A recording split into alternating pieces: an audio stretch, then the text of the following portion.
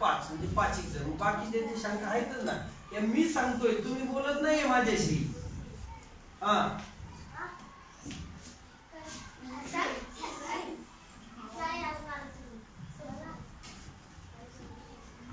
अजून कोणता अर्थ, कोणता घटक अडतो तुम्हाला? बिंदास बोला, मी सांगितलं की नाही. विधाने म्हणजे वेन आकृती पडल्यात तो प्रश्न आहे. वेन आकृतीतील विधाने. अजून बोला. अजून वयाचे संबंधित प्रश्न असू द्या. अजून आता मी इथं पण तेच तंतोतंत सांगणार आहे तुम्हाला, त्या गोष्टीकडे लक्ष द्या. सोपे प्रश्न, सूचना पालनावर आधारित प्रश्न आहे. आता मी एक शब्द बनवायला देतो तुम्हाला, तो शब्द बनवायचा आणि मग मी त्याच्यावर प्रश्न विचारतो. तयारीत आहे तुम्ही? बघा बरं का, नक्की बनवा. आता प्रत्येकाने आपले वहीत बनवायचा.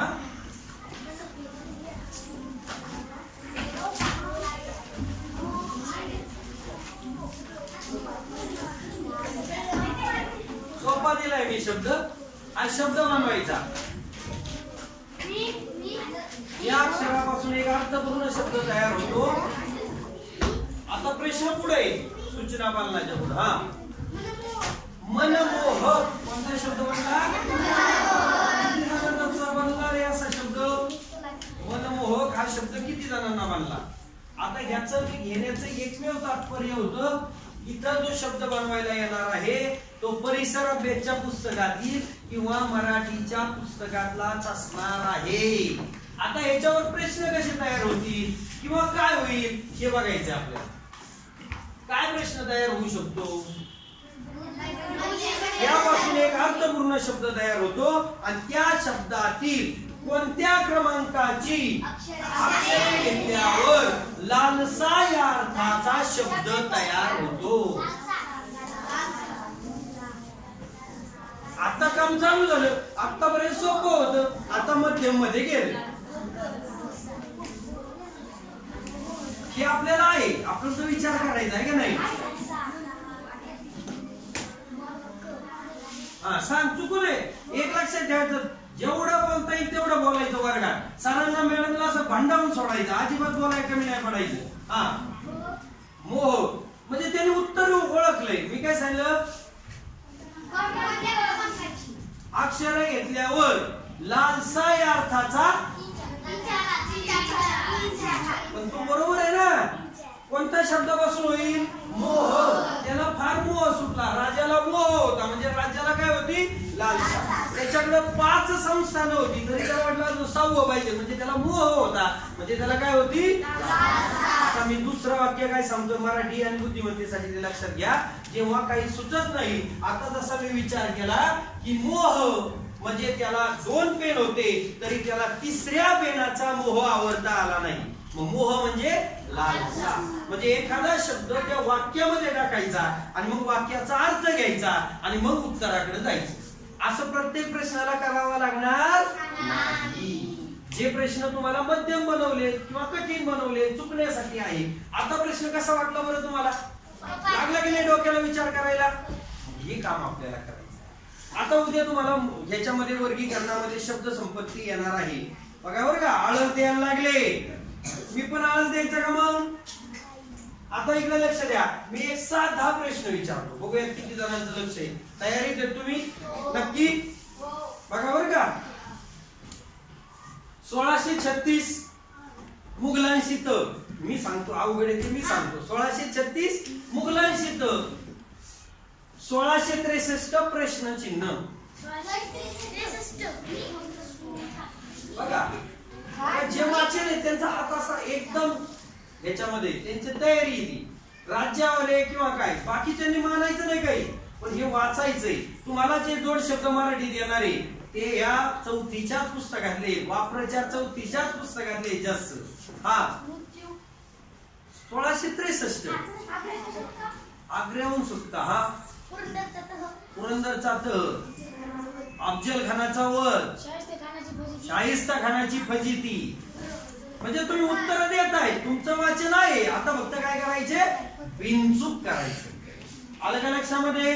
काही गडबडायचं नाही, मी फक्त तुमच्याशी चर्चा करायला आलो. हा कठीण प्रश्न झाला, कठीण झाला, वाचनाशिवाय याला. आलं का लक्षात? एखाद्या वर्षी साधा सोपा प्रश्न विचारलेला असतो बघा बरं का, लक्षात आहे तुमचं.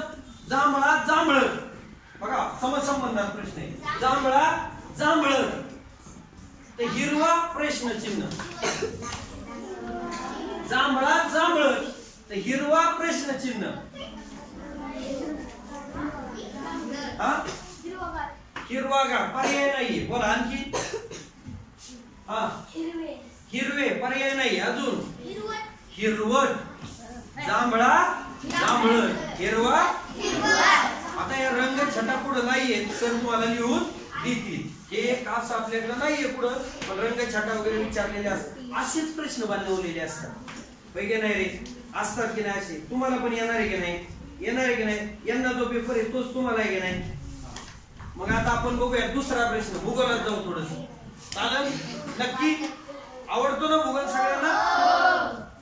सह्याद्री समसंबंधातला प्रश्न बरं का. सह्याद्री,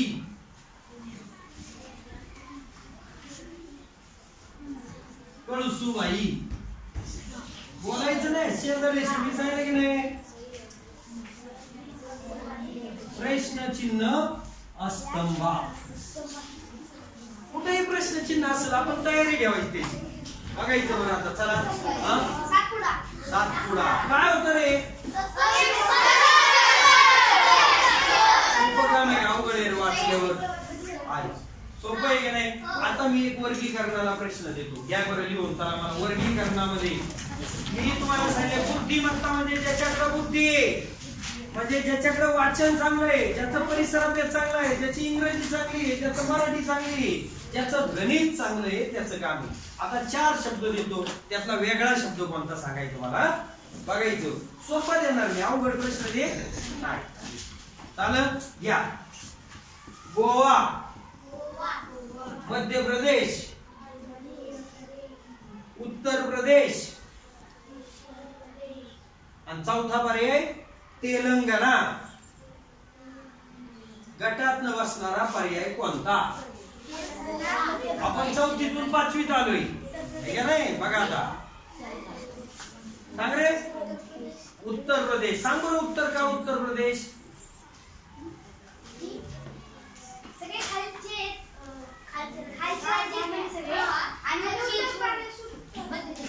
म्हणजे भारताच्या उत्तर भागामध्ये उत्तर प्रदेश आहे आणि बाकी सगळे दक्षिण भागात. असं आहे का? मग थोडा प्रश्न बदलतो, उत्तर प्रदेश बदलून टाकलं. आता माझा हा प्रश्न बनला होता, उत्तर प्रदेश किती जणांनी? मध्य प्रदेश आहे त्याच्यात. मध्य प्रदेश आहे. हा, मध्य प्रदेश मध्ये आला ना. आता काय विषय राहील? तेलंगणा. तुम्ही असेच उत्तर सांगताय. विचारपूर्वक मी प्रश्न विचारपूर्वक विचारला, तुम्ही उत्तर विचारपूर्वक. गोवा. हा का? माझा पुढचा प्रश्न आहे का? आपल्याला कारण शोधता आलं पाहिजे बुद्धिमत्तेमध्ये, म्हणजे हुशार. हा कोणतं? नीट बघा, 4थीचं पुस्तक वाचून. महाराष्ट्राच्या कोणत्या दिशेला आहे? आता उत्तरच सांगितलं मी. हा तिथं जायचंय मला. अजून इकडंच होतो. महाराष्ट्राच्या लगतची राज्य होती. गोवा लगत होतं, मध्य प्रदेश लगत होतं, तेलंगणा महाराष्ट्राच्या लगत होतं, पण उत्तर प्रदेश महाराष्ट्राच्या लगतचं राज्य नाही. आता त्यांनी जे कारण सांगितलं त्याच्यावर असा प्रश्न बनेल, केरळ, तमिळनाडू, मध्य प्रदेश आणि महाराष्ट्र. आता गटात काय नाही बसायचं. महाराष्ट्र. बघा, तरी विचार नाही करीत आपण, फक्त उत्तर देतोय मध्य प्रदेश. का बरं? हा, समुद्र किनारा. असं काम किती मुलं करणार. आता पाठांतर किती बघूयात तरी तुमचं. चालेल ना? बघा, तयारीत आहे ना? भूगोलात भारताचा नकाशा डोळ्यासमोर असा झिकझॅक झिकझॅक लगेच झाला पाहिजे आपल्या समोर. झाला पटकन. राज्य 28, केंद्रशासित प्रदेश प्रश्नचिन्ह. आता सोपंच बनवलं मी. किती सोपं बनवलंय बघा बरं. 8 बरोबर. केंद्रशासित प्रदेश 9 येतात. किती आहेत? 9. जम्मू आणि काश्मीर हे केंद्रशासित झालं आणि लडाख हे नवीन केंद्रशासित झालं आणि जम्मू काश्मीर इकडचे एक कमी झालं. राज्य 28 आणि केंद्रशासित प्रदेश 9 असं. आता दुसरा एक प्रश्न मी बनवतो बघा किती झाला. पाहिलं तेव्हा सरांना सांगितलं की ही मुलं नक्की तुम्ही सांगताय तेवढी मुलं स्कॉलरशिपला येणार. बघा तुमच्याकडे बघून मी सरांना मॅडमला एवढा आत्मविश्वास सांगतोय की 100% तुमच्याकडे बघून मला हे वाटतं. कारण तुम्ही जेवढे चुनचुनीत आहात, तुम्ही जेवढं काळजीपूर्वक ऐकत आहात, तुमच्याकडे जेवढी स्ट्रेंथ आहे ती फक्त तुम्ही स्वतःला ओळखायला शिका. आणि तुम्ही स्वतःला कसं ओळखणार आहे ते मी आता पहिल्यांदा सांगतो. चालेल का? आणि आहे ना मी माझं ते खरं नाही, खरं ते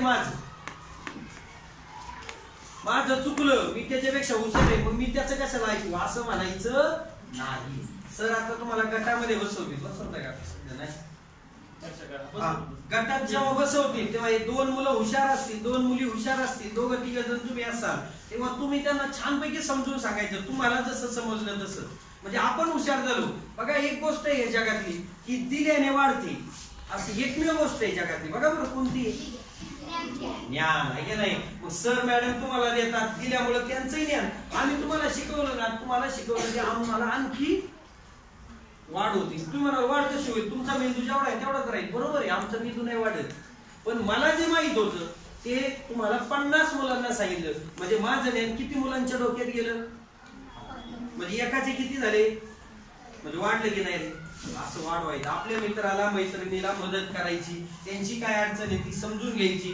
कदाचित ती अडचणी आमच्याशी आता सर एकटा बोलायला लागले किंवा मी एकटा बोलायला लागलो आणि तुम्ही 50 जणांच्या 50 अडचणी, मी 50 जणांच्या अडचणी घेत बसलो तर मला 50 तरी मिनिटं लागतील. पण तुम्ही जर 5 गट केले तर त्या अडचणी किती मुलांच्या हे होतील? 10 गटामध्ये विभागल्या जातील आणि त्या लवकर सुटतील आणि वेळ वाचलं तो वेळ कुठं जाईल? तुमचा लगेच वाचनावर जाईल की नाही? म्हणजे फायदा होईल की नाही? म्हणजे सर तुम्ही आता सातत्यपूर्ण आता इथून पुढे गटात बसणार. काही सोपे आणि मध्यम प्रश्न गटातच समजून देणार आणि कठीण प्रश्नासाठी सरांकडे मॅडमकडे येणार तुम्ही. आणि डोक्यामध्ये असा पण वेळ वाचवायचा आणि जास्तीत जास्त वेळ शाळेत वाचायचं सरांच्या मॅडमच्या समोर. आणि प्रश्न वाचन करून झाल्यानंतर शंका घेऊन जायच्या. वाचता वाचता कधीही शंका विचारायला जायचं नाही. आलेल्या शंकेला अंडरलाईन करून ठेवायची, खून करून ठेवायची आणि नंतर चर्चा करायची. करायला असं मी जे विचारत होतो अशाच पद्धतीचे प्रश्न तुम्हाला वर्गीकरणात असणारे, समसंबंधात असणारे, गटाशी जुळणाऱ्या पदावर असणारे. आता मी प्रश्न विचारला तुम्हाला बघा बरं का. तळे, सरोवर, नाले आणि पर्याय दिले खाली. धरण, विहीर,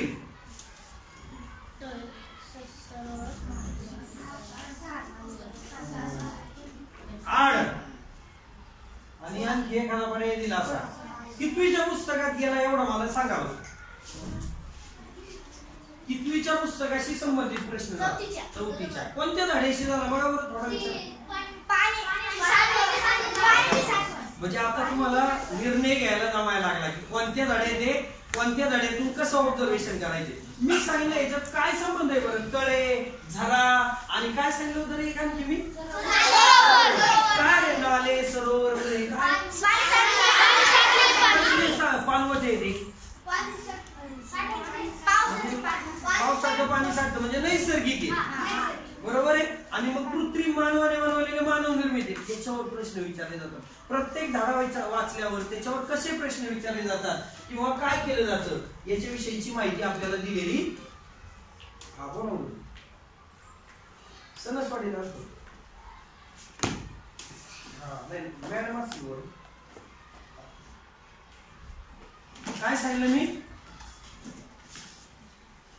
किती मुलांच्या डोक्यात येईल असा विचार करायचा आणि मग ह्या परीक्षेचा आनंद घ्यायचा. भोकमपट्टी म्हणून वाचायचं नाही. किती मुलं करणार बरं? आनंद घ्यायचा. तुम्ही सगळे आनंदी आणि आनंदी घेत वाचायचं. जास्तीत जास्त सरांच्या मॅडमच्या समोर वाचायचं. चालेल का? करा हात खाली. आता दुसरी गोष्ट सांगतो की वर्गीकरणामध्ये मी असे काही प्रश्न विचारले. आता एक साधा भूगोलावरचा प्रश्न आहे बघा. 4थीच्या पुस्तकामध्ये तुम्ही शिकलेलं आहे. सर्वात मोठा दिवस प्रश्नचिन्ह. परत 4 किंमत दिली. सर्वात लहान दिवस 22 डिसेंबर. आता मला उत्तर द्यायचं. सर्वात मोठा दिवस प्रश्नचिन्ह पुढे विचारलं सर्वात लहान दिवस चौथं पद मीच सांगितलं 22 डिसेंबर. चुकलं तरी काय हरकत नाही, प्रयत्न करायचे. 23 मार्च. किती जणांचं 23 मार्च हे उत्तर आहे? प्रामाणिकपणा मी पहिल्यांदा सांगितला. प्रामाणिकपणा आहे का 23 मार्च कोणाचं उत्तर? नाही. काय उत्तर पाहिजे मग? सांगा दादा. 21 जून. आता मला 21 जून कळाला तरी मी किती शोधक झालो बघा. काय काय बोलू शकतो बोला बरं. जो मुलगा बोलायला शिकतो तो बुद्धिमत्तेत सगळ्यात हुशार असतो. हा, योग दिन. कसला दिन आहे? कसला दिन आहे परत सांगा मला. सर्वात मोठा दिवस पण फक्त योग दिन नाही, आंतरराष्ट्रीय योग दिन. आता एवढंच नाही घ्यायचं, लगेच इंग्लिश मध्ये घुसायचं. त्यालाच काय म्हणणार इंग्लिश मध्ये? आंतरराष्ट्रीय इंटरनॅशनल योगा इंग्लिश मध्ये पण येईल. म्हणजे आपली व्होकॅब्युलरी, आपली शब्द संपत्ती असं जुळवायला जमलं पाहिजे का नाही? अवघड काय याच्यात? घोकंपट्टी काही अजून काय कळलं बरं? का बरं 21 जूनच हा योगा डे घेतला असेल? असं पण विचार करायला शिकायचं. काय कारण असेल? सरांनी मॅडमनी नक्की सांगितलेलं असणार तुम्हाला. का बरं 21 जूनच घेतला? तो सर्वात मोठा दिवस आहे. आता दुसरं कारण शक्यतो नसेल गेलं तर 21 जून म्हणजे हा उत्तर गोलार्धातला सर्वात मोठा दिवस आहे आणि उत्तर गोलार्धात सगळ्यात जास्त लोकसंख्या राहते, दक्षिण गोलार्धात कमी आहे, म्हणून तो योग दिन त्या ठिकाणी घेतला त्यांनी, आहे की नाही? आता हे आपल्याला जनरल माहितीसाठी हे कुठेही विचारलं जाणार असं काम आपल्याला करता आलं पाहिजे. करणार का रे? नक्की. म्हणजे आता जर तुमचे दिनविशेष पाठ असतील, तुमच्या पुस्तकामध्ये एक दिनविशेष आहे, बघूया किती मुलांचा पाठ आहे तयार. बघा मी परीक्षा नाही घेत, मी तुमच्याशी बोलतोय. जागतिक वारसा दिन कधी साजरा केला जातो? पुस्तकातले, मी मनाने अजिबात विचारणार नाही. म्हणजे मी तुमची तयारी किती आहे आता सावध व्हायचं. आता भोकंपट्टीला लागायचं, ते दिनविशेष पाठ करायचे. हा सांगा बाई. 7 एप्रिल. हा 23 मार्च. 18 एप्रिल. कितवीच्या पुस्तकात माहित का? तिसरी. मला वाटतं वारसा स्थळी. आता एक असा प्रश्न दिला शब्द समूहाबद्दल सगळं नवनीतचं गाईड पाठ आणि प्रश्न विचारला जातो, फिरायला जाणाऱ्या लोकांना काय म्हणतात आणि पर्याय दिले जातात.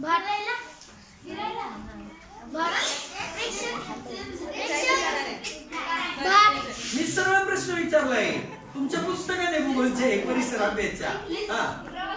प्रवासी. प्रवासाला जाणारे प्रवासी होतील, फिरायला जाणारे लोक पर्यटक. आता परीक्षेला हे आलं की झालं की नाही सर्जिकल स्ट्राईक. सर अख्खं गाईड मधलं पाठ केलं होतं, परीक्षेला त्यांनी वेगळं आणि पुस्तकांनाच विचारणार आहे.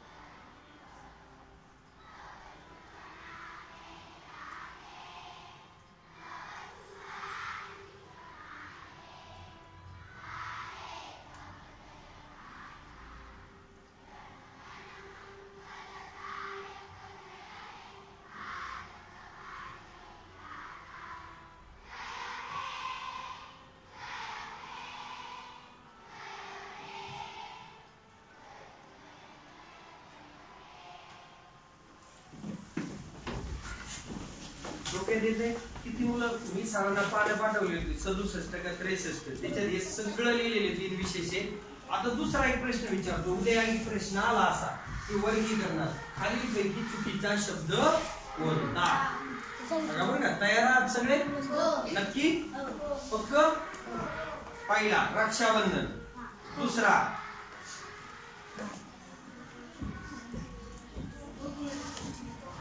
होळी, तिसरा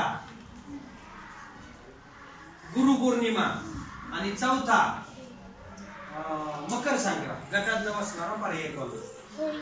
लगेच सडनली लगेच त्याला रिप्लाय द्यायचा नाही, त्यांना ठेवायचं. परीक्षेत पण विचार केल्याशिवाय प्रश्न टाकायचा नाही, उत्तर द्यायचं नाही. विचार करायचा. काय काय विचार करतो येऊ का फळ्यावर मी. आता मी तुमच्या समोर बनवला प्रश्न. मी काय फटक्यात असं हे केलेलं नाही. नारळ काय सांगितलं. एक पहिलं रक्षाबंधन, दुसरं सांगितलं होळी, तिसरं सांगितलं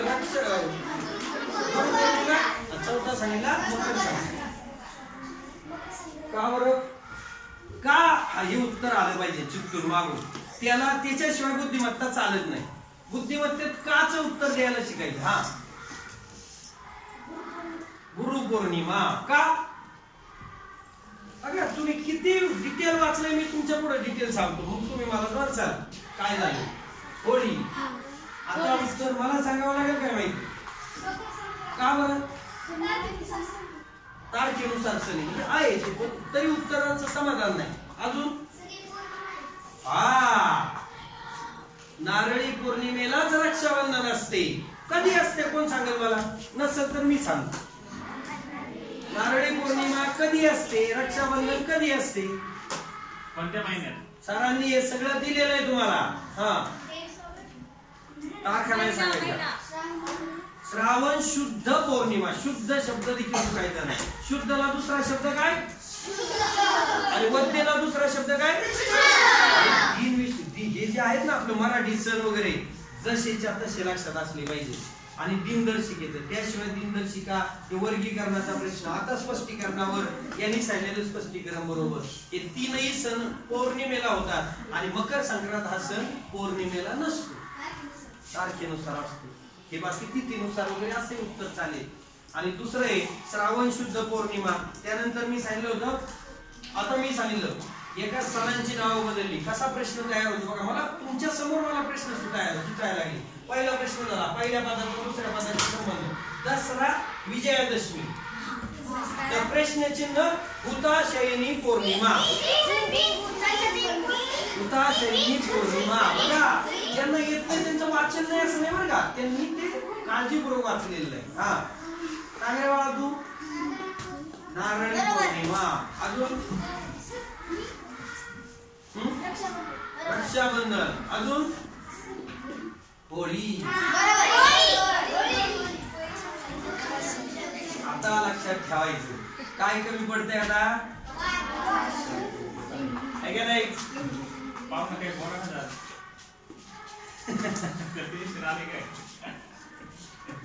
आलं का डोक्यामध्ये मी काय सांगतोय ते. किती मुलांच्या लक्षात येते मी बोलतोय ते. येते लक्षामध्ये. म्हणजे मी काय चुकवण्यासाठी आलेलं नाही. मी तुम्हाला फक्त सांगतोय सर मॅडमनी जे जे दिलेले ना त्यांना त्या नोट्स दिलेल्या ना त्या पाठच असल्या पाहिजे. ते म्हणजे क्रीम आहे. त्याच्यावरच ती बुद्धिमत्ता चालणार आहे बऱ्यापैकी निम्मी अर्धी. त्याच्या व्यतिरिक्त पुस्तकावर चालणार आहे आणि बाकी सगळं त्याच्यावरच येणार आहे तुम्हाला.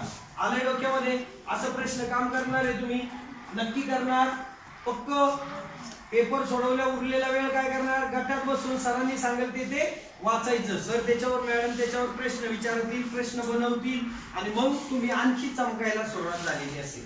चमकायचं की नाही नक्की.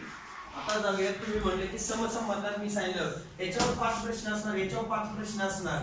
त्या 5 प्रश्नामध्ये 2 प्रश्न संख्येच्या समसंबंधावर असणार, 2 प्रश्न ह्याच्या संख्येवर असणार, 2 शब्दावर असणार जे परिसर अभ्यास किंवा मराठीवर आधारित असणार, इंग्लिशवर. 1 प्रश्न आकृतीवर वगैरे असणार. असं ठरलेलं आहे. त्या 5 प्रश्नामध्ये परत सोपे 30%, कठीण 30% आणि मध्यम 40%. त्यामुळे सगळे प्रश्न कठीण असतात असं कधी होत नाही. आता प्रश्न सोडवताना कसा विचार करायचा त्याच्यावर आपण जाऊ. आता मी एक संख्या सांगा ज्या संख्येवर आपण किती वेळ बोलतो याच्यावर तुमचे हे सगळे प्रश्न कसे बरोबर आणायचे. व समसंबंध असेल, वर्गीकरण असेल, व्यत्यस्त जुळणारं पद असेल किंवा संख्या मालिका असेल काही चुकणार नाही. एकही चुकणार नाही. माझं वाक्य फक्त तुम्ही एक संख्या सांगा. बघूयात आपण गप्पा मारू. चला कुणी सांगा एक संख्या. 18 त्यांनी सांगितलेली संख्या. त्या संख्येवर मला बोलायचं. 5 मिनिटं गप्पा मारायच्या. गप्पा मारताना अशाच मारायच्या इथून पुढे आहे की नाही. आपण कोड्यात बोलतो की नाही तसंच बोलायचं. बघा बरं काय गप्पा मारता येईल, किती बोलता तुम्ही. 18 या संख्येविषयी जेवढी माहिती आहे तेवढी सांगायची. तोपर्यंत थांबायचं. पहिलं सांगायचं 6 डायरेक्ट पुढे गेला. आता मी कशा पद्धतीने विचार करायला सांगतो तो थोडा विचार करा. पहिला क्रम लावायचा. ही किती अंकी संख्या 2. आता मी कितवीत गेलो पहिली. 2 अंकी संख्या. दुसरा विचार करायचा मी दुसरी सारखा. बघा मला आता काय सांगेल, दुसरीत गेलो तर दुसरीत काय शिकलो मी?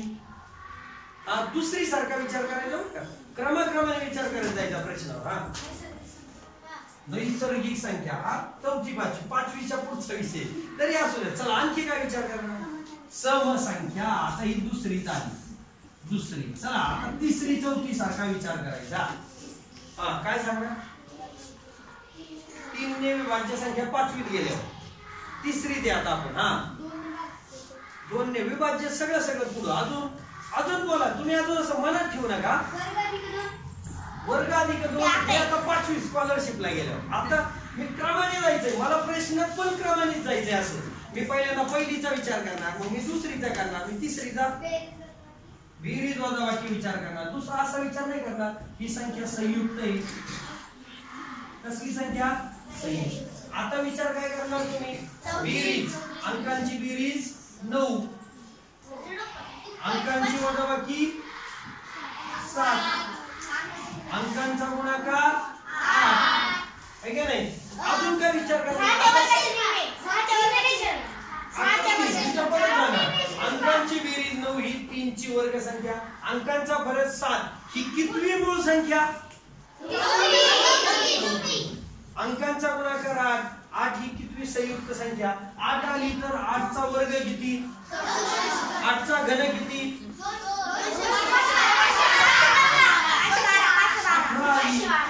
18 चा वर्ग किती?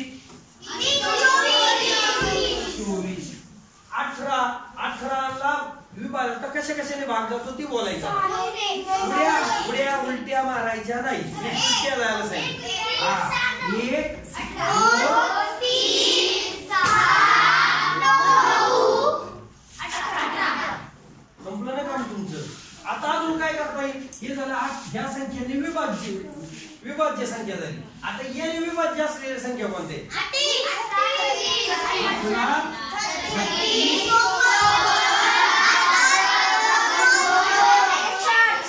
परीक्षेला प्रश्न असतो 18 ने विभाज्य 18च्या पाड्यातील 2 अंकी संख्या किती आणि त्याच्यापेक्षा कितीने कमी जास्त, असं प्रश्न येतात की नाही? आपल्याला हेच येते. आता काय गप्पा मारल्या, कशा क्रमाने गेलो मी पहिल्यांदा? 18 ही 2 अंकी संख्या, 18 ही समसंख्या, 18 ही संयुक्त संख्या, 18 अंकांची बेरीज 9, ती 3 चा वर्ग 9 त्याचा वर्ग 81, बेरीज 9 त्याचा घन. आता प्रश्न कसा बांधणार ते लक्षात घ्यायचं. आता मला प्रश्न बनवायचे, मी याचा वापर कसा करणार आता सांगतो. मी इथं प्रश्न कसा वापर करणार याच्याकडे लक्ष द्यायचं. आता मी इथं दिलं 71.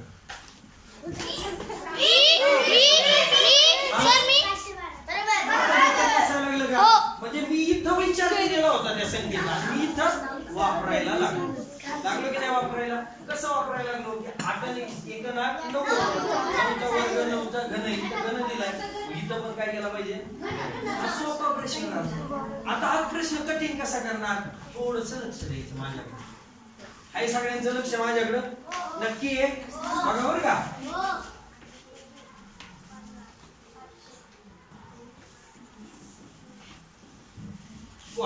मी तुमच्या समोर तयार केलाय प्रश्न.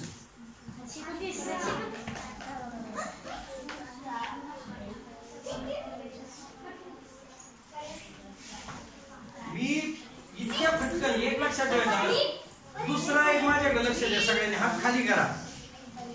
बुद्धिमत्ता परीक्षा म्हणजे काय असतं की जो व्यक्ती पेपर काढायला गेलेला असतो त्या माणसाने कसा विचार केलाय ते पर्याय त्याने खाली दिलेले असतात. त्याचा विचार आपल्याला ओळखायचा, म्हणजे त्या माणसाच्या मनात काय, म्हणजे आपल्याला मन कवडा व्हायचंय त्या माणसाच्या मनात. म्हणजे जो पेपर काढून गेलाय त्या माणसाचा विचार आपल्याला ओळखायचा आहे, म्हणजे आपला विचार तिथं मांडायचा. त्याचा विचार जोपर्यंत सापडत नाही तोपर्यंत थांबायचं. आता हा प्रश्न पण कसा सोडवायचा ते पण मी सांगणार, फक्त आता विचार करायचा. 192 काय कारण? 18ला 16 ने गुणल्यावर 288, 12 16 ने गुणल्यावर 192. 18ला 16 ने गुणल्यावर 288, 12ला 16 ने गुणल्यावर 192 होय का नाही? की पर्यायच नाही माझ्या पर्याय. काय करायचं बोला आता पुढं. माझं मन जोपर्यंत सापडत नाही तोपर्यंत थांबायचं नाही. अशा गमती जमती खेळायच्या. पर्यायावर कोणी पण खेळतं. असं काम करायचं त्याच्यावर तुम्ही काम करा. हा 108 बघा ह्याला सापडली गंमत माझ्या डोक्यातली. काय झालं सांग रे. 288 ला 18 ने निश्चित भाग जातो. 108 ला 12 ने निश्चित भाग जातो. 108 पर्यायच नाही बरोबर. मी उचलत नाही. अजून बोलायचं गप्पा मारायचं बंद नाही ठेवायचं. हा 72. का बरं. 18 वजा 6 केले 12 आले. 12 चा वर्ग 144. त्याच्या दुप्पट 288. रात्री काय डोकं लावलं. 18 वजा 6 केले 12. 12 चा वर्ग 144 आला. त्याची दुप्पट केली. 12 चा निमपट 12 वजा 6 गेले 6. 6 चा वर्ग 36. याची दुप्पट केली. 72 पर्याय नाही. अजून म्हणजे हे बोलणारी ती हुशार आहे. लक्षात घ्या हेच काम आपल्याला करायचंय. माझं ते खरं नाही. उत्तरात जे ते खरं. माझं घेऊन पळायचं नाही.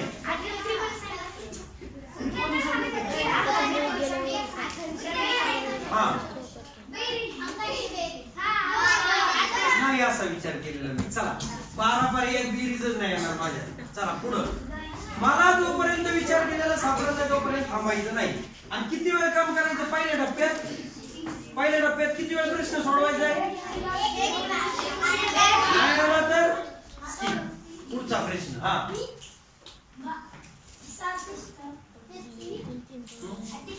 नाही मी फार फटकन विचार केला. 120 कसा विचार केलाय रे.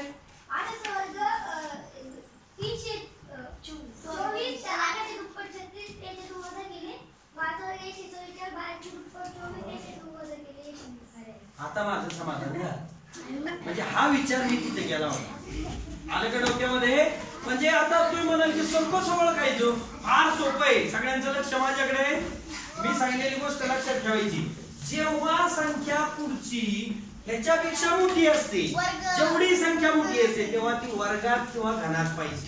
एवढं किती मुलांना कळलं. पहिलं 18 चा वर्ग 300 लगेच मांडून टाकायचं त्याच्या डोक्यावर. आणि त्याचं काय करू शकतो आपण आता. वातावाकी केली की उत्तर झालं तुमचं. किती आलं. याचा याचा काय संबंध लागतो तो बघायचा. इथं पण ह्याचा वर्ग 144. काय करायचे. किती जणांच्या डोक्यात आलं. म्हणजे माझं ते खरं नाही. तिथं पर्याय जो आहे तो आपल्याला शोधायचा. आणि असं काम करायचं. ते पण किती सेकंद किती मिनिटात. हे काही जणांना लगेच क्लिक होतं. आता क्लिक कधी होणार होतं हे डोक्यात यायला पाहिजे की 18च्या वर्गाच्या हे जवळ आहे. म्हणजे मी वर्गाचं सोडून अजिबात दुसरी कसोटी लावायची. किती सोपं काम आहे का नाही. वर्गाच्या जवळ आहे का, घनाच्या जवळ आहे का, पाड्यात आहे का, पटीत आहे का, त्या वर्गाची दुप्पट आहे का, त्या घनाची निंपट आहे का, हे सगळं आलं पाहिजे. नुसतं वर्ग घन नाही. त्याची दुप्पट त्याची निंपट. त्यातून 2 मिळवलं त्यातून 2 वाजा केलं असं. आता हे ज्याला कळालं त्याला वर्गीकरणात पण असंच असणार आहे. प्रश्न असणार आहे काय.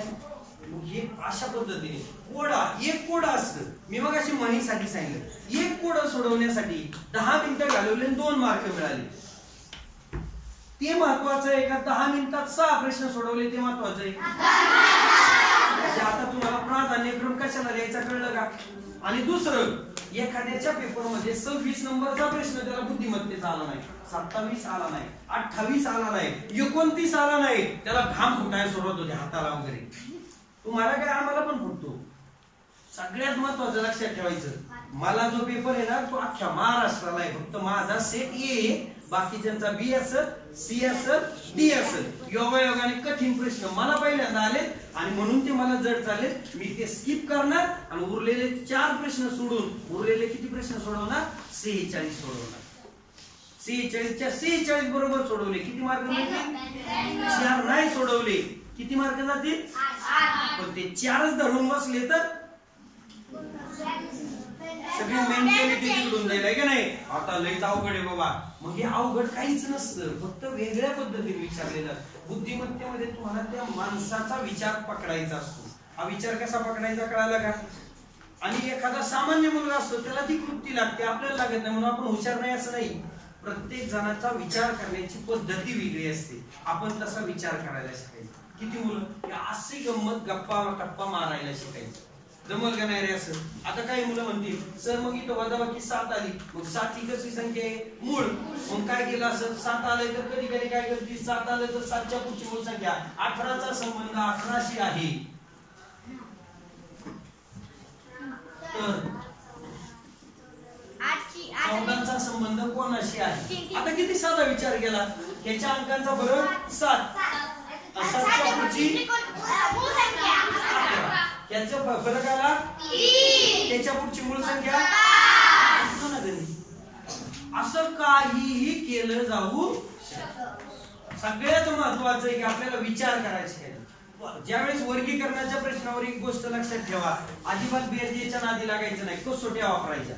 त्यांची बेरीज 10 आली, त्यांची बेरीज 9 आली, हे फार काहीच जुळलं नाही तरच ती कसोटी लावायची, अन्यथा ती कसोटी लावायची नाही. किती मुलांच्या डोक्यात बसलं असं, काही ठिकाणी काय करायचं काय करायचं नाही, कसा विचार करायचा कसा विचार करायचा येते डोक्यामध्ये.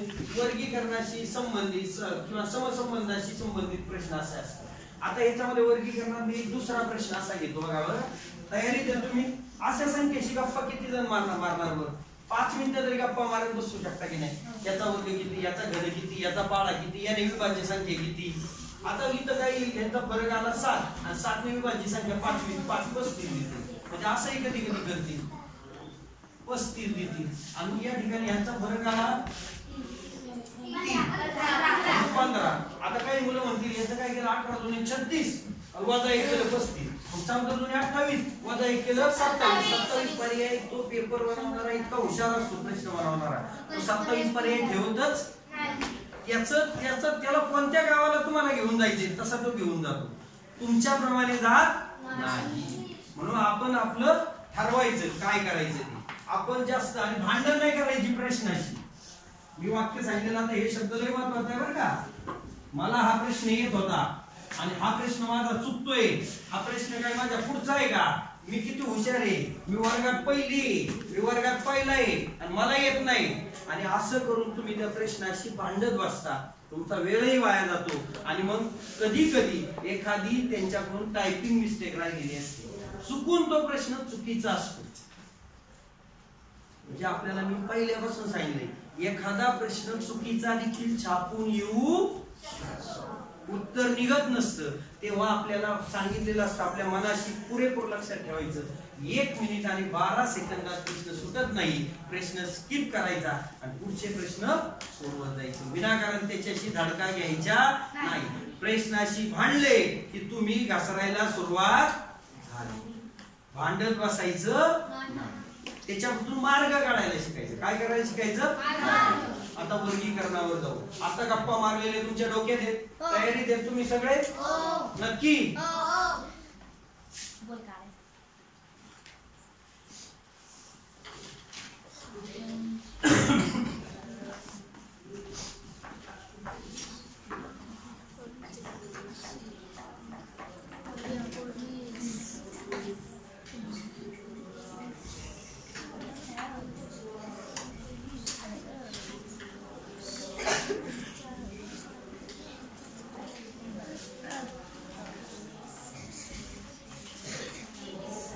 बघा बरं, आता मी प्रश्न तुमच्या समोर तयार केला.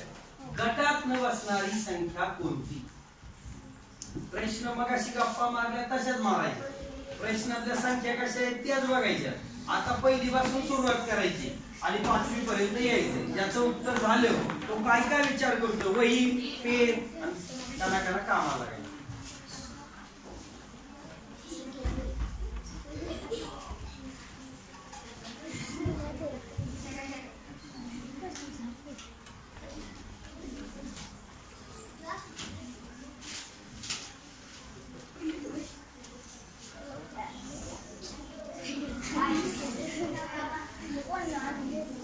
बरोबर.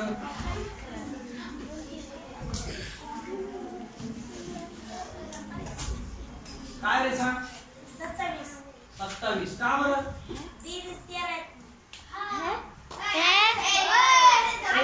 किती 8 आणि 7 नंतरची 13, त्याच्यानंतरची 13. मग माझ्याशी भांडायचं नाही, पेपरशी भांडायचं नाही. प्रश्नावर विचार करायचा. हातात पेन, वही आणि कामाला लागायचं. तिघांचा एक गट करायचा. जसं गटाची जुळणारं पद असतं तसंच वर्गीकरणात तिघांचा एक गट असतो. दोन्ही साम्य एकच आहे. इथं 3 सलग देतात, एक शोधायचा असतो. इथं 4 सलग देतात, एक चुकीचा काढायचा असतो. दोन्ही हा प्रश्न कळाला की गटाची जुळणारा कळाला. हा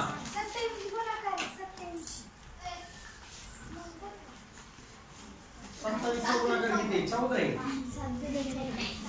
उथळ विचार करायचा नाही. मी सांगितलं तशाप्रमाणे. आता मी सांगतो तसा विचार करा. आता अजिबात ताण घेऊ नका. आता इकडे लक्ष द्या. आणि मी परत सरांना फोनवर विचारीन तेव्हा तुम्ही असा विचार केला की नाही ते पण मी बघणार. पहिला विचार मी करणार, सगळ्या संख्या समान अंकी आहेत का. मी पहिली सारखा विचार केला. आता बोलायचं नाही आपापसात. मी सांगितलं की नाही, मला पहिलीपासून जायला फार आवडतं. फार सोपं असतं. पहिलीपासूनच जायचं 5वी पर्यंत. हे किती अंकी? 2. ही 2, ही 3. समान अंकी संख्या आहेत का? तिघांचा एक गट होतोय का? नाही, दोघांचा होतोय. दुसरं काम काय करायचं? सम आहेत का, विषम आहेत का? दुसरीच गेलो, नाही, सगळेच विषम आहेत. तिसरं, जेव्हा 3 अंकी संख्या असतात तेव्हा मूळ संयुक्तचा क्रायटेरिया लावायचा नाही. आता पुढे जायचं. काय विचार करायचा? आता वर्गात आहे का, घनात आहे का? काय आता उत्तर? मग हा सगळ्यात शेवटचा विचार, एका संख्येने विभाज्य आहेत का? बघा, सम इकडे लक्ष द्या.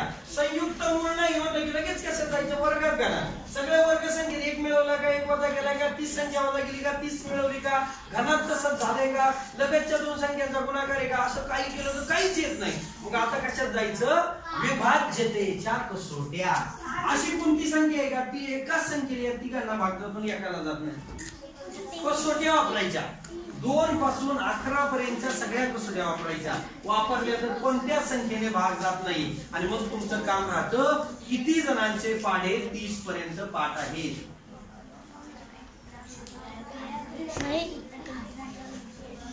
किती पर्यंत आहे? कस काय प्रश्न येईल सांगा बरं? तुम्हीच सांगा मला, कसा येईल तो प्रश्न? पाढेपाठ 30 पर्यंत असले पाहिजे. घन 30 पर्यंत, वर्ग 10 पर्यंत, 20 पर्यंत घन केले तरी चालते. 10 पर्यंत आलेच पाहिजे. बघा, म्हणजे हे सगळं साठा नसल्यामुळे कमी झालं. आता मी तुम्हाला मगाशी बंद करा सगळं आणि शांतपणे फक्त माझ्याकडे लक्ष द्या. प्रश्न किती सोपा आहे बघा. तुम्हाला 30 पर्यंत पाढे आलेच नसतील तर आजपासून दररोज पाढे एक तरी पाढापाठ करायचे शाळेत येताना किंवा आलं डोक्यामध्ये. आता काय करतोय मी याच्याकडे लक्ष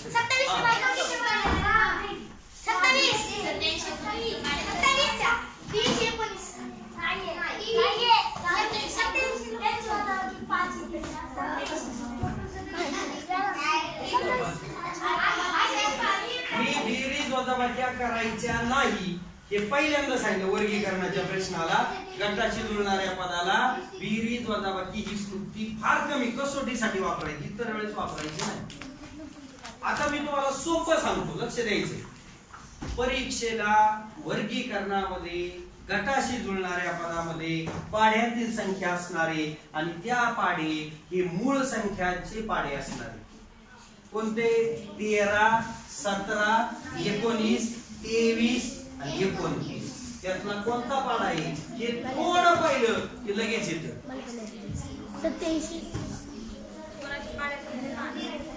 अरे 29 चा पाढा होतोय ना. कसं काय सर? 27 ला नाही जमत. 193 ला बी नाही जात. तिथं किती येतं 193 च्या ऐवजी? 29 च्या पाढ्यात किती होत सांगा? 29 चा पाढा होणार 19 29 7 137 203 यायला पाहिजे. आता उत्तर किती येईल? 3. आता ओळखायचं कसं होतं लक्षात घ्यायचं. पाड्यावर आलो आपण. पाड्यावर इथं पाहिलं की 29 विभाज्य संख्या होते. ही 29च्या पाड्यातली संख्या होते. जेव्हा पाडा दिला जाईल तेव्हा दोन संख्या या अचूक त्या पाड्यातल्या असतात आणि एक संख्या त्या पाड्याच्या 10च्या पुढची असते. म्हणजे 29 आहे 290 अधिक 29 करा. मग या तीनही संख्यांना 29 ने भाग जातो आणि मग कोणत्या संख्याला 27. असं काही केलं जाईल. आता पाडा पाठ नव्हता मी तरी तिथं संख्या बदलत होतो. आता माझ्याकडून बऱ्यापैकी माझे पाडे पाठ आहे 40 पर्यंत. मी काय दररोज पाडे पाठ करत नाही पण माझे 40 पर्यंत पाडे पाठ आहे. लक्षात आहे कारण कळतं मला कोणतं एकक स्थानी. आता इथं चुकून 3 यायला पाहिजे एकक स्थानी पण तो दशक स्थानचं आणि शतक स्थान चुकलं माझ्याकडून. किती मुलं डोक्यात ठेवणार असं बरं. असं काय करता येणार. असे प्रश्न सोडवता आले ना की कसाही पेपर येऊ बुद्धिमत्तेचा तुम्हाला त्यामध्ये गुण मिळणार म्हणजे मिळणारच. आलं का डोक्यामध्ये. हेच अवघड असतं. याच्यापेक्षा अवघड काही केलेलं नसतं. सोपं सगळ्यांना येतं. वर्गातून 2 मिळवले वर्गात 2 वजा केले घनात 2 मिळवले 2 वजा केले 1 30 संख्या मिळवली 30 वजा केली. याचा तुम्ही परफेक्ट झालेला. चुकवण्यासाठी अशा संख्या असतात. समसंबंधामध्ये वर्गीकरणामध्ये गटाशी जोडणाऱ्या पदामध्ये दिनदर्शिकेवर मी आता सांगितलं दिनदर्शिका जर पाठ नसेल मी सांगितलं आता एक साधा प्रश्न 2019चा बालिका दिन सोमवारी होता तर त्या वर्षी महाराष्ट्र दिन केव्हा साजरा केला असेल होता केव्हा होता.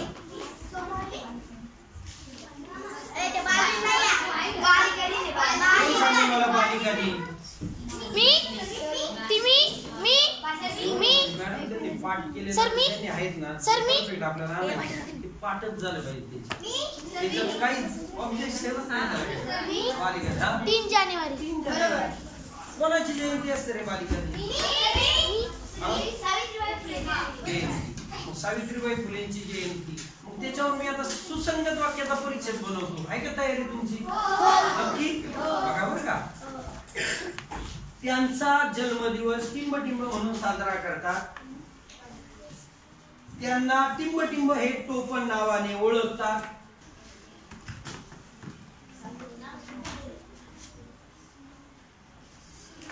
आणि त्यांची जयंती टिंबटिंब रोजी साजरी केली जाते. आता मला थोडस होतंय बघा तुम्हाला थोडं लक्षात येतं का. काय सांगितलं त्यांची जयंती टिंबटिंब म्हणून साजरी करतात. त्यांचं टोपण नाव हे आहे आणि त्याच्यामध्ये एक कळायला पाहिजे की त्या पहिल्या स्त्री शिक्षिका असून त्यांची जयंती ह्या तारखेला असते. आता उत्तर येईल तुमचं. तिन्ही उत्तर आली पाहिजे. तिन्ही पण आली पाहिजे. सुसंगत वाक्याचा परिचय. हा सांग बाई. पहिलं झालं त्यांचं जयंती बालिका दिन म्हणून. दुसरं टोपण नाव. बघा आपण शाळेत साजरा करतोय हेच येतं परीक्षेला. हा अरे सावित्रीबाई फुलेंना काय म्हणतात. पहिल्या स्त्री शिक्षिका आहेत. ह्यातून तर उत्तर ओळखले तुम्ही.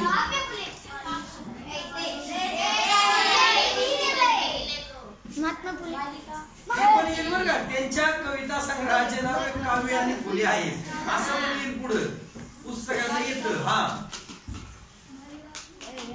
बोला. आता झालं ना त्यांची जयंती कधी झाली मग 3 जानेवारी. 2 उत्तर बरोबर आली. तिसरं उत्तर बरोबर काढायचं तुम्हाला. फार सोपं आहे. 3 जानेवारी सांगितलं तुम्ही. तिसऱ्याचं पहिल्याचं सांगितलं बालिका दिन आणि दुसरं राहिलं टोपण नाव क्रांती ज्योती सावित्रीबाई फुले. नाही ना पाठ ते आहे ते इम्पॉर्टंट होईल. तुम्ही 67 पानामध्ये आहे की नाही. हे वाचायचं कोणी आहे. आता तुम्ही गप्पा डप्पा करताय उरलेल्या वेळा. तर मला काय अपेक्षित आहे की जे जे दिलेले आहे सरांनी ते सगळं पाठ पाहिजे. दिनदर्शिका पाठ पाहिजे. दिनविशेष तुम्हाला लक्षात असले पाहिजे. एकावरून अनेक माहिती कळाली पाहिजे. नातेसंबंधाचा प्रश्न पण असाच घ्यायचा की जो नातेसंबंध आहे त्यातून एक साधा नातेसंबंध विचारतो की जो 4थीच्या मुलांना परीक्षेला आलेला होता. बघा तुम्हाला किती कळालाय तो बघूया. तुम्ही शिवरायांचा इतिहास समजलेला आहे सगळ्यांना. एक प्रश्न असा होता औरंगजेब शाहिस्ता खानाचा कोण होता.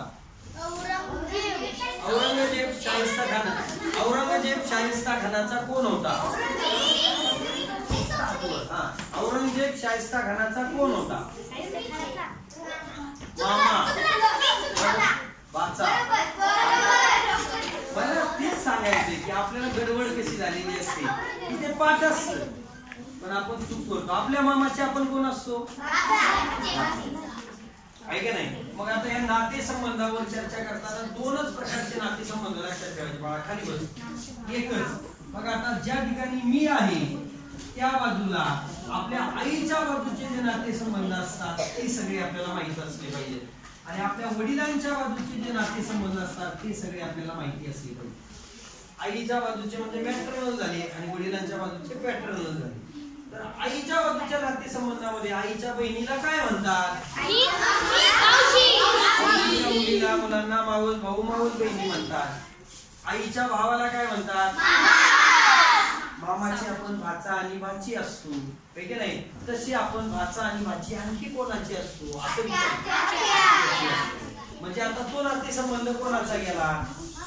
वडिलांच्या बाजूला गेला. म्हणजे आत्या हा शब्द आला की आपण वडिलांच्या बाजूला गेलो पाहिजे.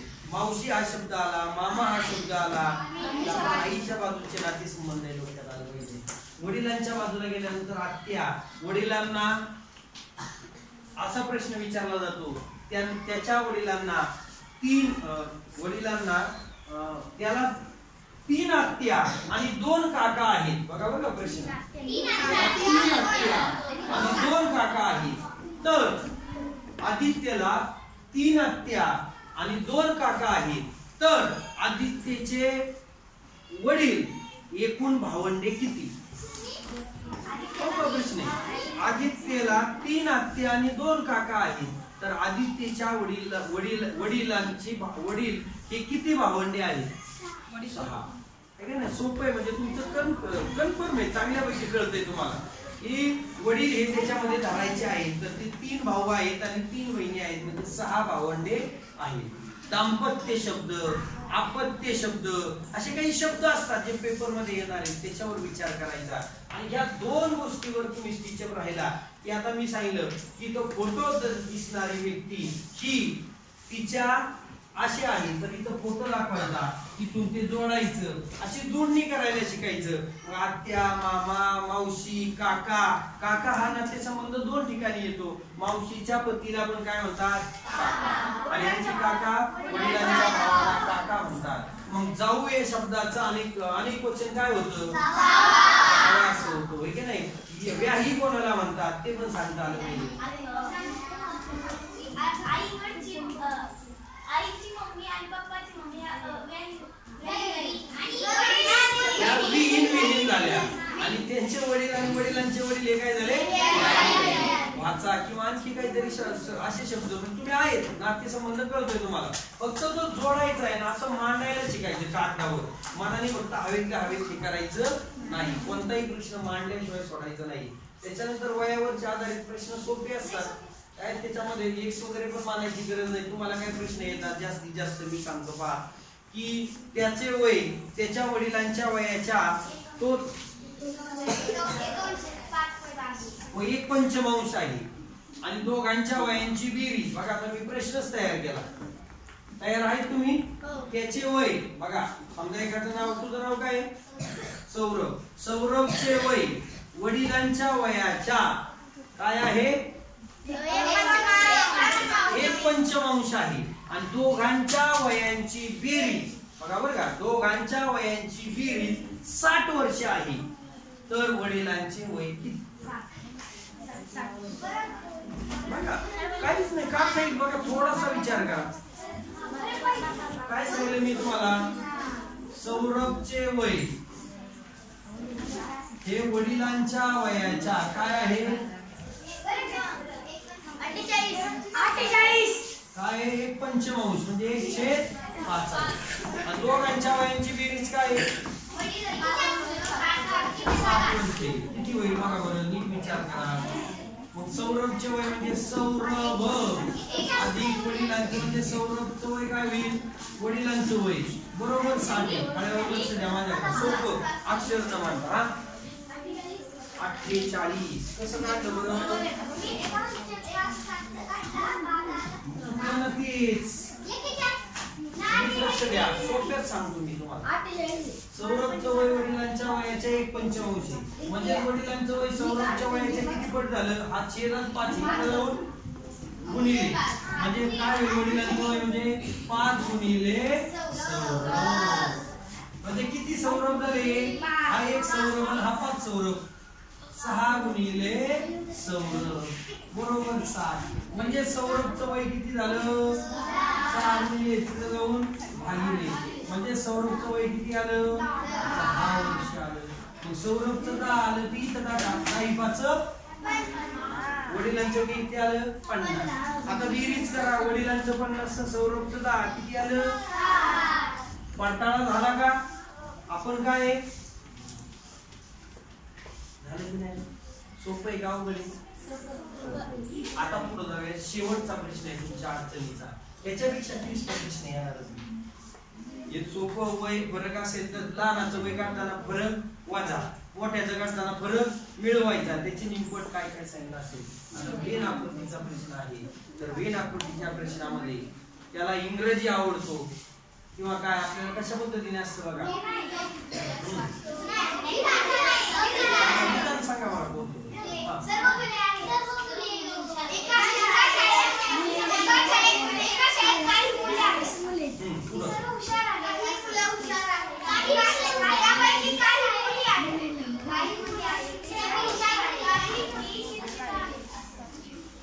त्यावेळेस काय करायची का बघा. हे सगळे काय झाले? मुली. या मुलामधली काही मुलं काय आहेत? मुली आहेत आणि काही मुलं काय आहेत? हे सगळे मुलगा आणि मुलगीच असणार आहे. त्यामुळे ह्याच्यामध्ये आपण वेगळं करायची गरज आहे का? हे सगळे मुलं झाले. मुले म्हणजे काय होतात? मुलगे अधिक मुली. लक्ष द्या. मुलगे अधिक यांचं मिळून मुले तयार होतात. बरोबर आहे. काही मुलं काय आहेत? हुशार आहेत. काही मुलं काय आहेत? आता काही मुलं हुशार आहेत आणि काही मुलं हुशार नाहीत. मग काय करू शकतो बरं? बरोबर.